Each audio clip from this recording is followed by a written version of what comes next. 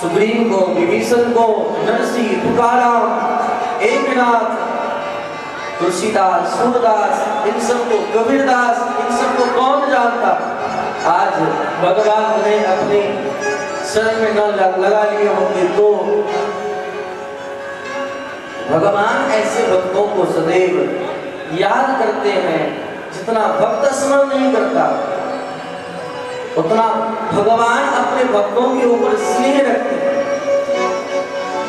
हम अपने परिजनों से इतना प्रेम करते हैं, ध्यान दें, भगवान अपने परिजनों से कितना प्रेम करते हैं।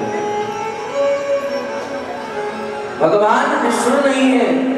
हम लोग तो स्वार्थ के वशीभूत होकर के निष्ठुर भी बन जाते हैं, दिखावा करते हैं, लेकिन भगवान कैसे हैं? भगवान निष्ठुर नहीं है।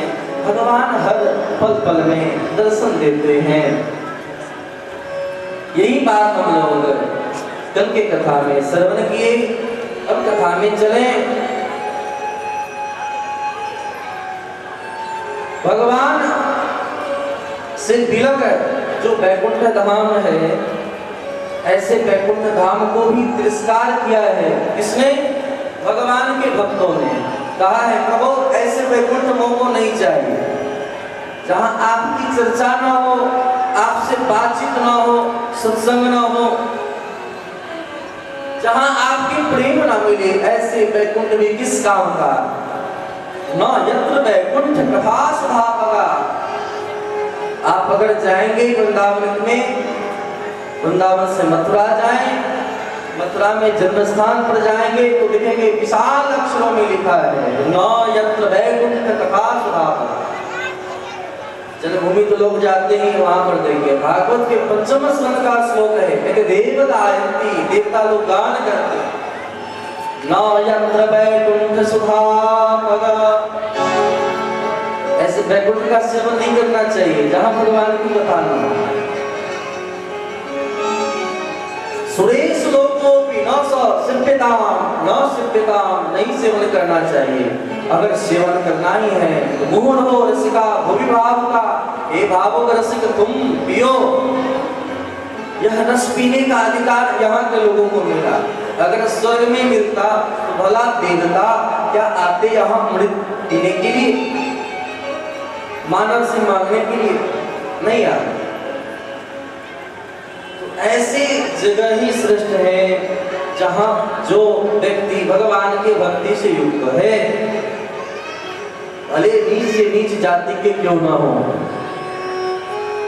वे सबसे श्रेष्ठ हो जाते हैं। ब्राह्मणों से शाक्यों सबसे श्रेष्ठ हो जाते हैं। क्यों?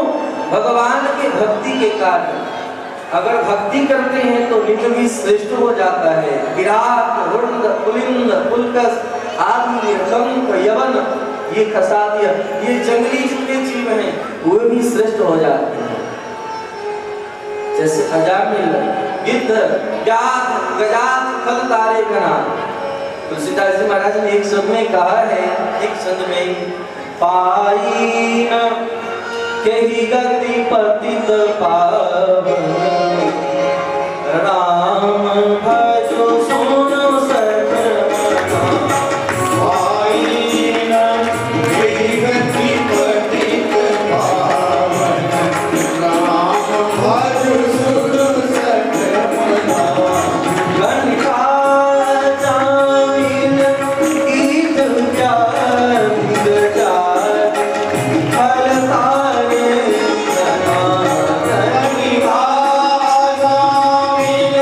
Yeah.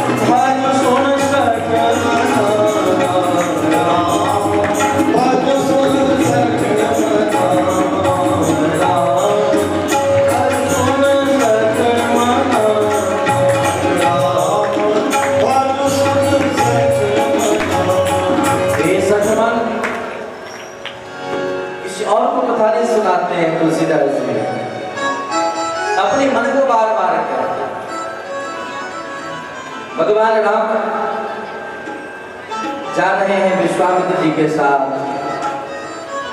कहां? मिथिला की ओर। तारकासुर का वध किया है। वध करने के बाद जब आगे बढ़े, राम जी तो ऐसे जाना चाहते थे कि अब जो राक्षस का वध करना है वध तो हो गया है,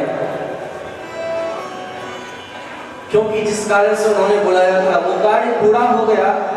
अब क्या करें गुरुदेव, यज्ञ आपका पूर्ण हुआ, चले अब कहां?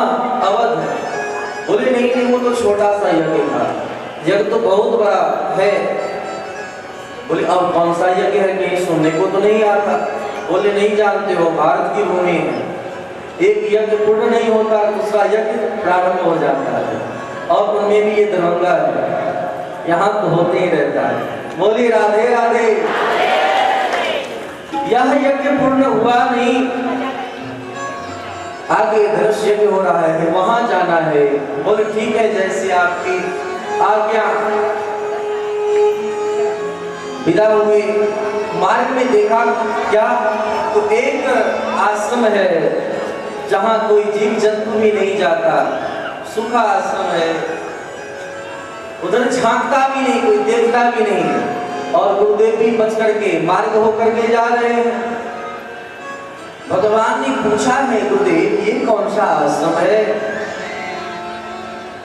जिस आश्रम की ओर कोई ताकता भी नहीं, झांकता भी नहीं, एक शिला पड़ा हुआ है। संत के आश्रम तो साफ सुथरा होते हैं, लेकिन यहाँ शिला रखा हुआ है।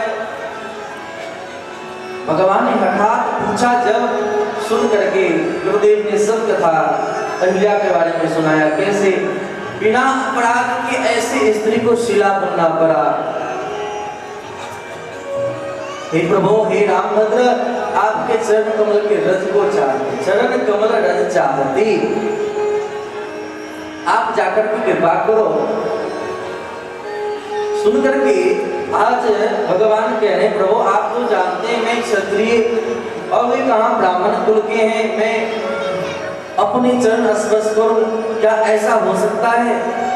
लेकिन कोई बात नहीं, आप कहते हो चरण तो छुआऊंगा नहीं, स्पर्श करने को नहीं दूंगा, लेकिन चरण छूने का अधिकारी मैं जरूर हूं। भगवत भक्तों को एक सूत्र बताया जाता है, हम कैसे अपने जीवन को जिए। तुलसीदास जी महाराज ने सूत्र दिया, तुम ही निवेदी भोजन करनी, तुम ही निवेदी भोजन करनी, प्रभु प्रसाद भजन भूषण करनी, प्रभु प्रसाद भजन भूषण करनी, शेष नवहि सुरगुरु द्विज देखी, शेष नवहि सुरगुरु द्विज देखी। आप लोग रामचरितमानस का पाठ नहीं करते, अगर कर सकते हैं तो जरूर बोलना चाहिए, दोहराना चाहिए। अरे आपके मुखार बिंद से जब उच्चारण होगा तो दोष आपका दूर होगा। ये नहीं सोचे मुझे शौक है आपसे गवाऊं, आपसे बोलवाऊं। अगर मैंने कहा है तो आपके कल्याण के लिए कहा है। जानते हैं जब नारद जी महाराज भक्ति के पुत्र ज्ञान वैराग्य को बार बार वेद वेदांत घोषिष्ठ गीता पाठ में मुहुर मुहुर जब बार बार सुनाए, चढ़ाई लेकर के उठता तो है, लेकिन पुनः ऐसे ज्ञान वैराग्य मूर्छित होकर के सो जाता है। जानते क्यों? क्या उनमें पावर कम है? वेद वेदांत में शक्ति कम है? बोले नहीं नहीं, वैदिक मंत्रों की एक महिमा है। वह महिमा क्या है? जब कोई मंत्र दे उस मंत्र को दोहराना पड़ता है। उस मंत्र को जब दोहराते हैं तब जाकर के फायदा करता है। जब मुखस्थ होकर के जब बाहर वह स्पर्श करता है, पूरे अंग में जल जाता है, तब फायदा करता है। जैसे कोई कहे कि अस्वस्थ हो और डॉक्टर के पास जाए, डॉक्टर दवा लिख दे, दवा लिखने के बाद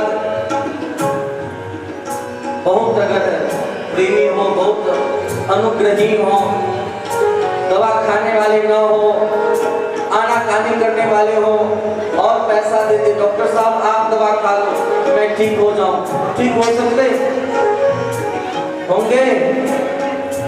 अरे कितना भी पैसा दे दोगे, कितना भी प्रशंसा कर दोगे, खाना तो सुनी है तो फायदा करेगा। उसी प्रकार लोग सोचते हैं कि नहीं पैसा से हम काम करवा लें। समाज का दुर्भाग्य है कि लोग कीर्तन का आयोजन भी करते हैं तो बाहर से लोगों को बुला लेते हैं, पार्टी करना है तो बाहर से लोगों को बुलवा के कर लेते हैं। अरे उसका काम है पैसा पर हम करवा लें, वो फल आपको फल नहीं दिला सकता। वह साधना आपको स्वयं करने की जरूरत है। जरूरी नहीं 24 घंटे आप करो, आप 5 मिनट ही आप स्वयं करो, आप श्रम करो, तब आपको फल मिलेगा। यह कथा का दर्शन है, इसीलिए ज्ञान वैराग्य जब सुना है, सुनने के बाद जब उच्चारण नहीं किया, इससे अस्वस्थ नहीं रहे। ऐसे ऐसे वृक्ष हैं, लता पता है, जिसे ठीक से बोया जाए तो ही बीज उत्पन्न हो सकता है, वृक्ष बड़ा होगा। ऐसे नहीं कि जैसे तैसे छीट दिया हो गया, वो तो सिर्फ भगवान के नाम में है, आप जैसे तैसे वो कल्याण हो जाएगा। लेकिन अगर भगवान से प्रीति करना है, प्रेम करना है, तो सबको गाना होगा, सबको पुकारना होगा, सबके मन में व्याकुलता होगा। लोग सोचते हैं चलो घर से एक व्यक्ति तो काम कर रहा है, पति कर ले पत्नी को मिल जाए, पत्नी कर ले पति को मिल जाए।